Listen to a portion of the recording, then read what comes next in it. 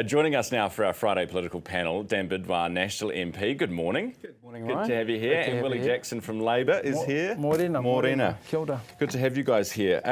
So we'll start with Tash. Very sad news, Willie, and I know Parliament sort of paid its respects yesterday, but a very, very sad day for Parliament and for her family and whānau. You know, it was it was a terrible day, really, but it was good. I was just saying to Dan, it's wonderful we could come together as a Parliament. It's that humanitarian side, isn't it? You know, everybody sort of showed the kaupapa dignity, aroha. She's a beautiful woman, Tash. I've known her for many years. We worked together before she came to Parliament. She ran everything in terms of manureo and marae. She was the CEO, just a real mover and groover. And she would have, I think, made some real, had some effect in Parliament over the last couple of years, but she'd been sick, you see. She'd been unwell, She'd been unwell, so she hasn't been really able to take those opportunities. And just heartbreaking when we heard that she died through her dialysis. And but, you know, yesterday a special day, you know, everyone making a contribution. You know, we're at each other's throats the day before. You know, Winston's calling the Maori Party someone in the dock and takutai a dickhead or something. And then very solemn yesterday. And really, I mean, that was Winston at his best. Shane Jones, you know, the other Shane comes out yesterday. Yeah. Beautiful speech. David Seymour. Give credit where credit's due, you know, him and I are always at each other's throats, and but hey, he stepped up, and well done to him. So just proud of my mate Penny Henare, who was really affected and almost traumatised, really, in many ways. And you know, it's funny because you know we, as I said in my kōrero, you know, we go to war. You know, we say some terrible things about each other, and then Penny and her were very close. They used to call each other brother and sister in the end. It's just amazing, eh? That's the nature of the game. Yeah. And Māori politics in particular is a little bit different than everything else because we're friends, we're relations, we hammer each other, and then next minute we're having a kai out the back. You know? Yeah. And now there'll be a by-election in Tamaki Makaurau, Dan. And what's the situation with National? What, you know, are you guys? What's your situation with the Māori seats in general? Oh well, firstly, I mean, a big shock to us in Parliament across the House, and to echo Willie's sentiment, it was great to come together. But sadly, it's the second time we're here. You know, last year we had the passing of Nana Efeso Collins. And so it's a real big shock to us in Parliament, and just taking a step back and acknowledging that, hey, you know, life can be short. So, you know, really good to see the House come together and the speakers. You know, Willie says it right that we're often at each other's throats, but on occasions like this, it's really important that we acknowledge the humanity in the place. So my thoughts are with her and her family. Look, it's too early, Ryan, for a discussion about by-elections. No one wants to talk about it, eh? No one wants to talk about it. Too early.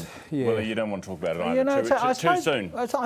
I think it's a tikanga thing for all of us. For all of us, not just for Labour or Māori, for all of us. It's a humanitarian thing. It's not the right thing to do. Don't want to get into politics. I haven't even seen Tash. I'm going out at 8 o'clock to Hoini Waititi Marae, so you want to pay the appropriate, no, fair enough. You know, kōrero, I suppose. I think that's fair enough too. The Moana Pasifika was in the news yesterday for funding, and it's come through some really random channels. I was quite surprised to read the story from the Herald yesterday that talked about $8 million in funding. It was loans, that some of which has been forgiven, but then also some through a whānau order funding. Dan, do you think it's odd?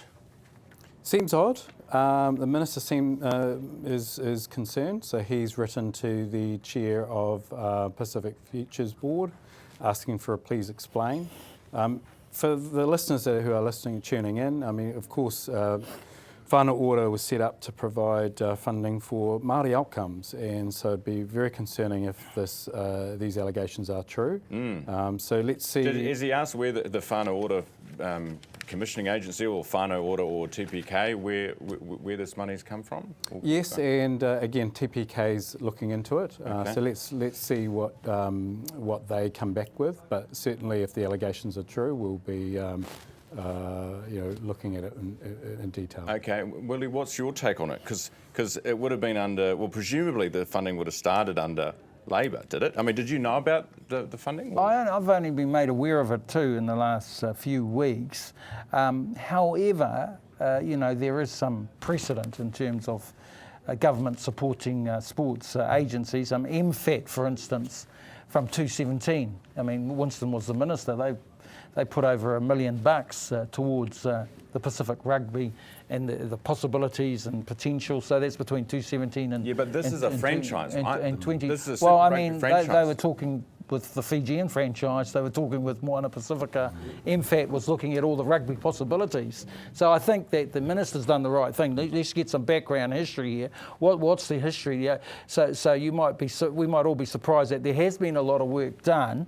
Ministers' jobs are to get the money, then you hand it to the agencies, and the agencies make the decisions. So whoever the minister is doesn't have any say on where that funding goes. But should it be going? I mean, if it's whānau order funding, that should go to needy whānau. Well, Super Rugby franchise. Yeah. Well, we just need to have a look at the background here. Need to have a look at it because, as I said, there's some history. There's a lot of money that goes out to sports from government. Most sports are funded by government. Rowing, sevens, rugby, everything. So there's always initially.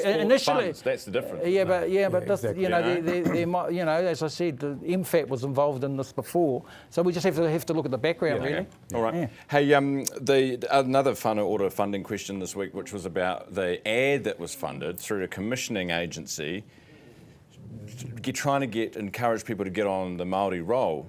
Dan, your minister, again, a minister's looking into things. I mean, do we have any answers yet? Not yet, but very concerning if the allegations are true. So everything's very concerning if the allegations are true. Well, how do we not know if the allegations are true? You got to know the facts before you make decisions, right? You've got to be quick. Even Willie needs to know the facts, right? The minister's asked the right question. Yeah, so sorry, we don't have the answers for Ryan. Right. Where are they? Certainly that would not be appropriate again for whānau order to fund initiatives like this. So let's see what the background, what we can find out. You guys have been in government now for, a year and a half.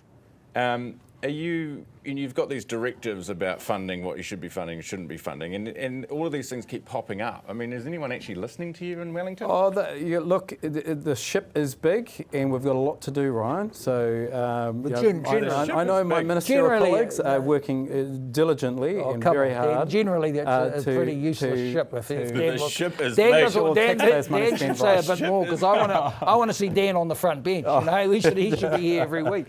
You need to actually, if we're being serious, it's a pretty useless ship, and they haven't done anything. And anything that goes wrong, they blame Labour. It's a Titanic. It's a hopeless ship, and I know we inherited a ship that was dysfunctional. All right, turning it around. Here we go. Maritime analogies. Hey, you're still media, aren't you? Well, Māori media. Ruben.